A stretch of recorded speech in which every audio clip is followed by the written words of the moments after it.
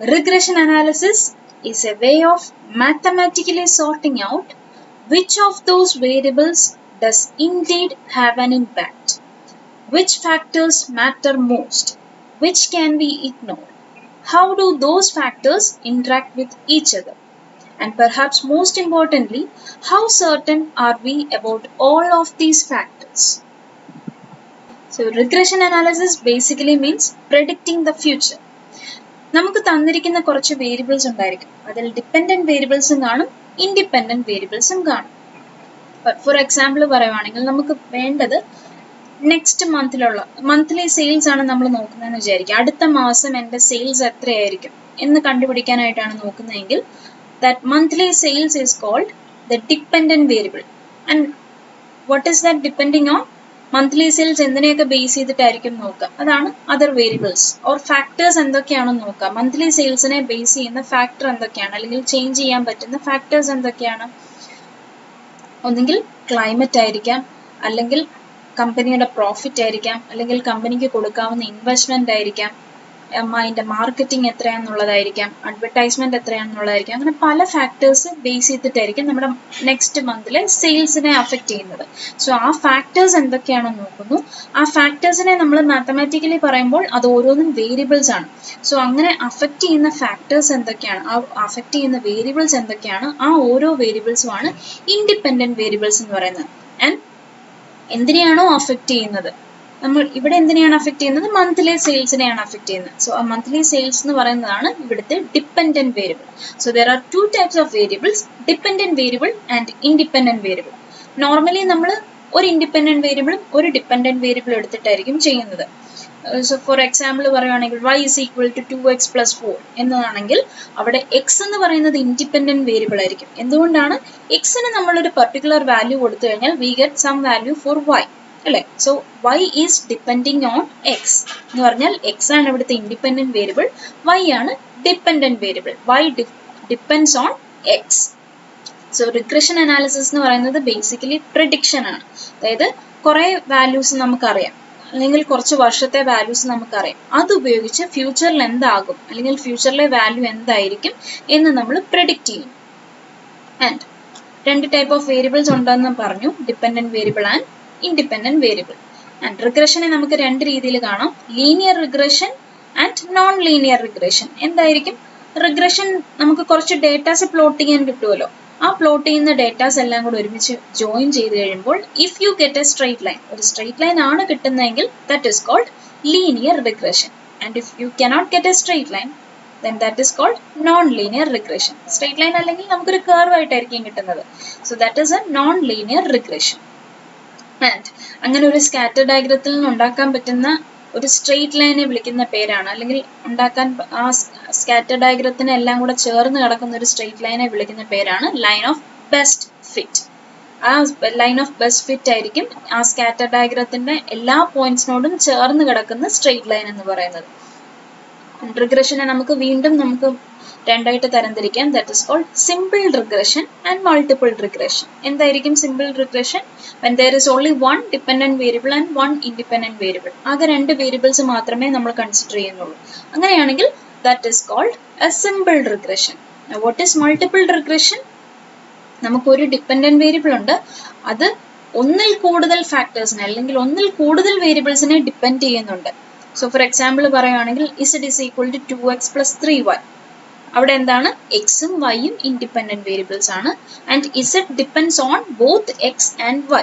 അങ്ങനെയാണെങ്കിൽ അവിടെ more than 2 variables വന്നു കഴിഞ്ഞു, മൊത്തത്തിൽ 2 വേരിയബിളിലും കൂടുതലുണ്ട്. So we say that is A multiple regression. So there are 2 types of regression, simple regression and multiple regression. വേറൊരു classification എന്താണ്? പ്രൊപ്പോർഷൻ അനുസരിച്ച് പറയുകയാണെങ്കിൽ there is linear regression and non-linear regression.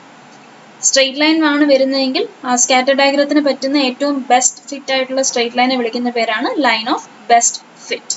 And regression is mainly depends on prediction or estimation of future events. Let's do an example. Estimate sales for advertising expenditure for rupees 90 lakhs and second part, advertising expenditure for sales target of rupees 25 crores on the basis of following data. We are given sales in crores and advertising expenditure in lakhs. സെയിൽസും advertising എക്സ്പെൻഡിച്ചറും തന്നിട്ടുണ്ട്. First question നോക്കാം. എന്താണ് കണ്ടുപിടിക്കേണ്ടത്? Estimate the sales for advertising expenditure for ₹90 lakhs. അതായത് advertising expenditure നമുക്ക് തന്നിട്ടുണ്ട് 90 lakhs ആണ്. അങ്ങനെയാണെങ്കിൽ കറസ്പോണ്ടിങ് ആ 90 lakhsന്റെ കറസ്പോണ്ടിങ് സെയിൽസ് എന്ത് വരും? സോ നമ്മളിവിടെ എളുപ്പത്തിന് വേണ്ടിയിട്ട് സെയിൽസ് അഡ്വർടൈസിംഗ് എക്സ്പെൻഡിച്ചർ എന്നുള്ളതിനെ നമ്മൾ എക്സും വൈയുമായിട്ട് ഡിനോട്ട് ചെയ്യുവാണ്. ഇവിടെ എന്താണ് തന്നിരിക്കുന്നത്? അഡ്വർടൈസിംഗ് എക്സ്പെൻഡിച്ചർ തന്നിട്ടുണ്ട് 90 lakhs ആണ്. which means y is given, we have to find out x. x ആണ് കണ്ടുപിടിക്കേണ്ടതെങ്കിൽ we need regression equation of x on y. There are two types of regression equations, regression equation of y on x and regression equation of x on y. ഇവിടെ നമുക്ക് വേണ്ടിയത് x on y ആണ്. കാരണം എന്താണ്? നമുക്ക് x ആണ് കണ്ടുപിടിക്കേണ്ടത്, predict ചെയ്യേണ്ടത് x ന്റെ വാല്യൂ ആണ്. And what is regression equation of x on y? X minus x bar equal to bxy into y minus y bar. That's a simple equation. Now what is a bxy? A regression coefficient of x on y, and that is defined as n summation xy minus summation x summation y divided by n summation y square minus summation y whole square. നമ്മളിത് already familiar ആണ്. ഈ ഒരു equation എന്ന് പറയുന്നത് ഏതിന്റെ ഇക്വേഷനോട് familiar ആണ്? Correlation coefficient equation. Karl Pearson's coefficient of കോറിലേഷന്റെ ന്യൂമറേറ്ററും ഇവിടുത്തെ bxyയുടെ ന്യൂമറേറ്ററും സെയിം ആണ്. ഡിനോമിനേറ്ററിൽ രണ്ട് പ്രോഡക്റ്റ് ഉണ്ടായിരുന്നു അവിടെ. അതിൽ ആ സെക്കൻഡ് പ്രോഡക്റ്റിന്റെ റൂട്ടിനുള്ളിൽ കിടക്കുന്ന വാല്യൂ ആണ് എഴുതിയിരിക്കുന്നത്. So if you know what is correlation coefficient formula, then we can easily find out regression equations. So this is regression equation of x on y. Same way we can find regression equation of y on x. അപ്പോൾ regression equation of y on x എവിടെയായിരിക്കും use ചെയ്യേണ്ടത്? y എന്താണെന്ന് കണ്ടുപിടിക്കാനായിട്ട്, y യുടെ value predict ചെയ്യാനായിട്ട് we use regression equation of y on x. And what is regression equation of y on x? y minus y bar equal to byx into x minus x bar. അപ്പോൾ എന്തൊക്കെ കാര്യങ്ങൾ നോക്കണം? x ലാണ് കണ്ടുപിടിക്കേണ്ടെങ്കിൽ x on y ആണെങ്കിൽ ആദ്യം x minus x bar എന്ന് വരുന്നു. And bxy അവിടെയും x നാണ് ഇമ്പോർട്ടൻസ്, x ആണ് ആദ്യം വരുന്നത്, into y minus y bar.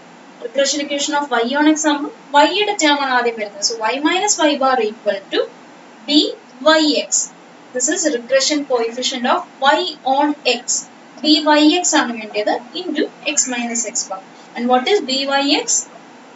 Numerator same ആണ്, n summation xy minus summation x summation y divided by n summation x square minus summation x whole square. bxy യുടേത് y കളായിരുന്നു ഡിനോമിനേറ്ററിൽ വന്നിരുന്നത്, ഇവിടെ അത് x കളാണ് ഡിനോമിനേറ്ററിൽ വരുന്നത്. That's the only difference. So ഒരെണ്ണം പഠിച്ചിരുന്നാൽ നമുക്ക് മറ്റേതിലേക്ക് എത്തിച്ചേരാനായിട്ട് എളുപ്പമാണ്. ഇനി നമുക്ക് നമ്മുടെ ക്വസ്റ്റ്യനിലേക്ക് മടങ്ങി വരാം. ഫസ്റ്റ് ചോദ്യം ചോദിച്ചിരുന്നത് സെയിൽസ് ആണ് നമുക്ക് കണ്ടുപിടിക്കേണ്ടത്. So we have to find X. അപ്പൊ എന്ത് യൂസ് ചെയ്യണം? Regression equation of X on Y വേണം യൂസ് ചെയ്യാനായിട്ട്. നെക്സ്റ്റ് ക്വസ്റ്റ്യൻ നോക്കിയേ, അവിടെ നമുക്ക് വേണ്ടിയത് അഡ്വർടൈസിംഗ് എക്സ്പെൻഡിച്ചർ കൊടുത്തിട്ടുണ്ട്. Sorry, estimate advertising expenditure and given sales. Sales കൊടുത്തിട്ടുണ്ട്, അഡ്വർടൈസിംഗ് എക്സ്പെൻഡിച്ചർ കണ്ടുപിടിക്കണം. That means we need to find Y or predict the value of Y. അപ്പൊ എന്ത് കണ്ടുപിടിക്കണം? Regression equation of Y on X. So ഈ ക്വസ്റ്റ്യനിൽ നമ്മൾ രണ്ടും കണ്ടുപിടിക്കുന്നുണ്ട്. Regression equation of Y on എക്സും കണ്ടുപിടിക്കണം, എക്സ് ഓൺ വൈയും കണ്ടുപിടിക്കണം. സോ അഗെയിൻ ഫോർമുല നോക്കി എന്തൊക്കെ കാര്യങ്ങൾ വേണമെന്ന്. We need summation x, summation y, summation xy, summation x square and summation y square.